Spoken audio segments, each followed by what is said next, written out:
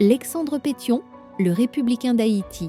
Alexandre Pétion, un nom souvent éclipsé par Dessalines ou Toussaint Louverture. Pourtant, cet homme fut l'un des architectes silencieux de l'indépendance haïtienne et un modèle républicain pour toute l'Amérique.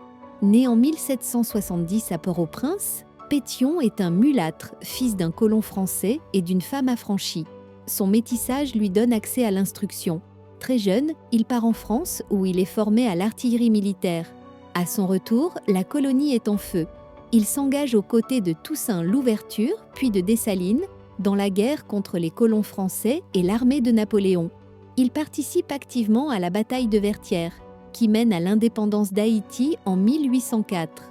Mais après l'indépendance, le pays se divise. Dessalines est assassiné. Le général Henri-Christophe prend le pouvoir au nord et se proclame roi. Pétion, lui, devient président au sud et choisit un tout autre chemin, celui de la République. Humaniste, visionnaire, Pétion initie des réformes audacieuses. Il distribue des terres aux anciens esclaves et miliciens, refusant de concentrer les richesses entre les mains d'une élite.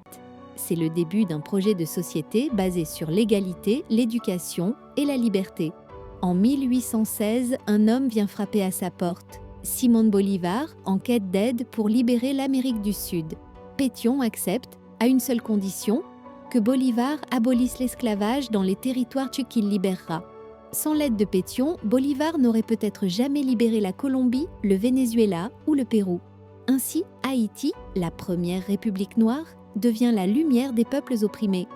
Alexandre Pétion meurt en 1818, à seulement 48 ans. Mais il laisse un héritage immense, celui d'un Haïtien qui a cru, contre vent et marée, à la démocratie et à la liberté pour tous. Il ne voulait pas dominer, il voulait élever.